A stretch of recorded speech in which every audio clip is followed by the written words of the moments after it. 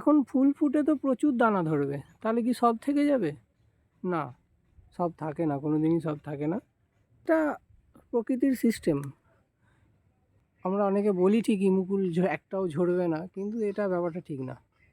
এটা প্রকৃতির নিয়ম অনুযায়ী যেটা থাকার অবশ্যই থাকবে। কৃষকের আপন কথা ইউটিউব চ্যানেলের পক্ষ থেকে আমি স্বরূপ আম গাছের পরিচর্যায় আজকে আপনাদের জানাতে এসেছি কি করলে আমের মুকুল আর একটাও নষ্ট হবে না বা ঝরে যাবে না, সেই সম্পর্কে আজকে আমরা বিস্তারিত জেনে নেব। তো প্রথমে দেখে নিই যে আম গাছে মুকুল কেমন হয়েছে, তারপর বিস্তারিত বিস্তারিত ভিডিওতে যাব। দেখছেন আম গাছে প্রচুর এই মুহূর্তে মুকুল রয়েছে, একেবারে গাছ ভর্তি মুকুল। এই মুকুল এত বেশি আসার কারণ এবং কি করলে এই মুকুল সব থেকে যাবে, একটাও ফুল ফুটে ঝরে যাবে না এবং প্রচুর ফলন হবে, সেটা আমরা দেখে নেব। তো চলুন দেখে নেওয়া যাক। আর এই ভিডিওটি সম্পূর্ণ দেখতে তো হবেই। এছাড়াও যে সমস্ত ভিউয়ার্স আমার চ্যানেলে নতুন, তাদেরকে অনুরোধ যাতে চ্যানেলটি সাবস্ক্রাইব করে পাশে থাকা বেল আইকন থেকে অল বাটনে ক্লিক করে রাখেন। এবং যে সমস্ত ভিউয়ার্স ইতিমধ্যে আমার চ্যানেলে সাবস্ক্রিপশান রয়েছেন, তাদেরকে অনুরোধ ভিডিওটি লাইক করবেন এবং শেয়ার করে অন্যকে দেখার সুযোগ করে দেবেন। তো চলুন বিস্তারিত আজকে আম চাষের দেখে নেওয়া যাক। দেখছেন আম গাছের মুকুল, এবং ইতিমধ্যে আম গাছে প্রচুর মুকুল এসে গেছে। দেখতে পাচ্ছেন দূর দূরান্ত পর্যন্ত যতদূর ক্যামেরার লেন্স যাচ্ছে, গাছের মধ্যে শুধু মুকুল আর মুকুল, একেবারে ঠাসা মুকুল হয়েছে।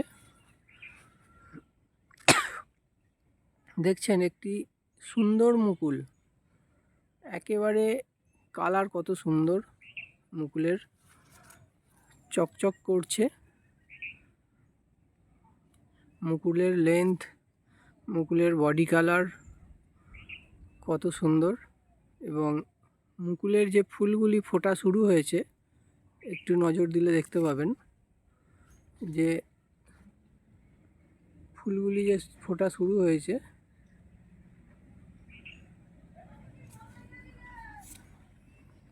কত পরিষ্কার।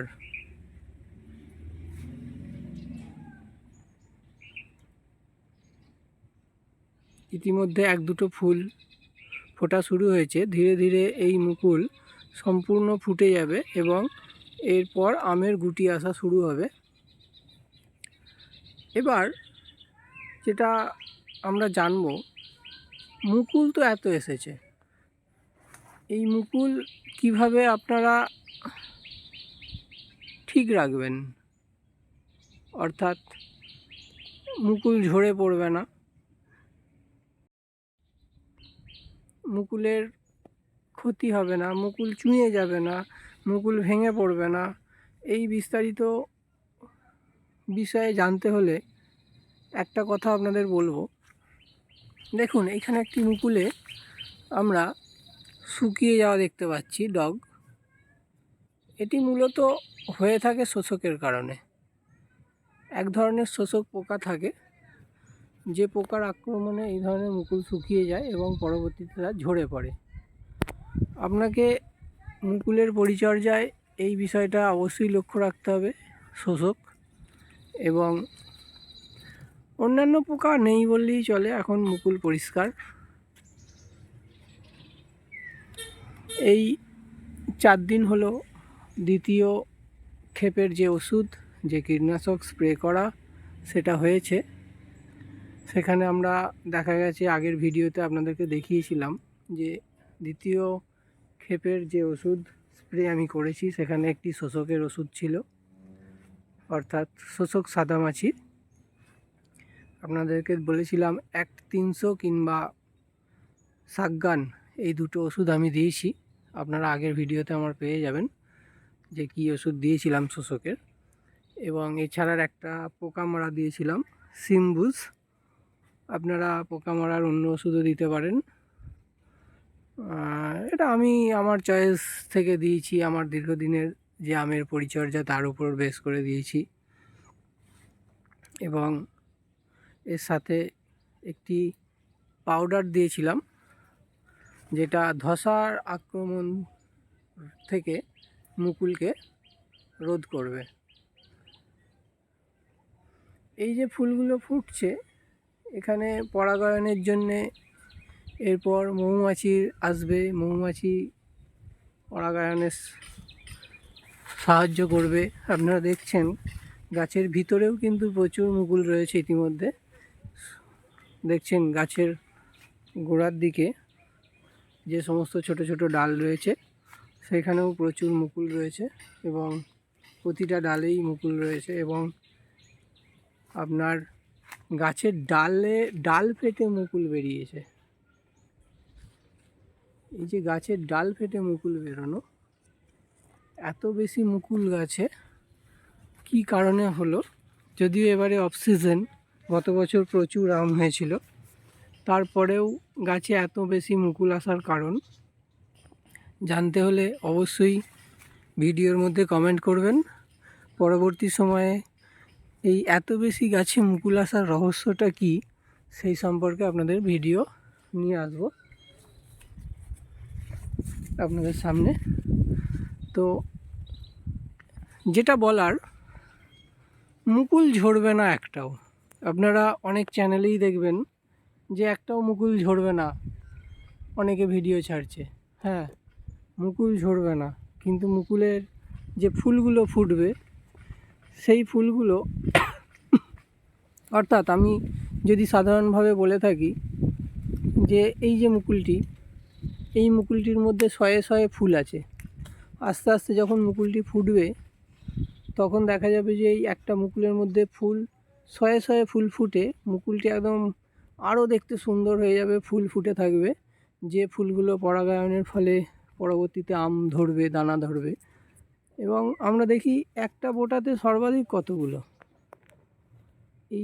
এইটা হচ্ছে আপনার চ্যাটার্জি আম। এতে ম্যাক্সিমাম 4-5টা, মানে আম পাড়া পর্যন্ত, পাকার আগে আম থাকে।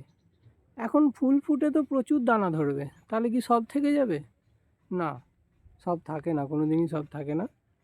প্রথমে থাকবে আপনার, সাপোজ যদি ধরে নিই 100, তারপর থাকবে কমতে কমতে কমতে কমতে 50, কমতে কমতে কমতে কমতে 25, 10, ম্যাক্সিমাম বড় হওয়া পর্যন্ত এক একটা শীষে 1 থেকে 4টে বা 5টা আম থাকতে পারে। তারপর বাকিগুলো ঝরে যায়। এটা প্রকৃতির সিস্টেম। কারণ একটা মুকুলে যদি 100 আম হয়, গাছটা কখনোই সোজা থাকবে না, ভেঙে পড়বে। এটা আমরা অনেকে বলি ঠিকই মুকুল একটাও ঝরবে না, কিন্তু এটা ব্যাপারটা ঠিক না। এটা প্রকৃতির নিয়ম অনুযায়ী যেটা থাকার অবশ্যই থাকবে। কিন্তু আপনাকে যেটা লক্ষ্য রাখতে হবে যে মুকুল বা আমের ক্ষতিকারক যে সমস্ত পোকা সেইগুলোকে ঠিক রাখা। তারপর বাকি কাজ প্রকৃতির নিয়ম অনুযায়ী হবে, সে নিয়ে আপনাদের চিন্তা করতে হবে না। সর্বসাকুল্যে বলা যেতেই পারে যে আপনি যে আমের পরিচর্যা করছেন সেখানে আপনি কতটা লক্ষ্য দিতে পারছেন, কি ধরনের আমের রোগ লাগছে বা পোকা লাগছে, এবং তার যে পরিচর্যা সঠিকভাবে করছেন কি না, সেইটাই হচ্ছে লক্ষণীয়। তো চলুন, আজকের ভিডিও এই পর্যন্তই। পরবর্তী ভিডিওতে আবার দেখা হবে, এবং আরও বিস্তারিত আপনাদের কমেন্টস অনুযায়ী পরবর্তীতে ভিডিও নিয়ে আসবো। তো আজকের ভিডিও এই পর্যন্তই। অবশ্যই চ্যানেলটি সাবস্ক্রাইব করবেন এবং পাশে থাকা বেল আইকন থেকে অল বাটনে ক্লিক করবেন এবং চ্যানেলের সাথে থাকবেন। ধন্যবাদ।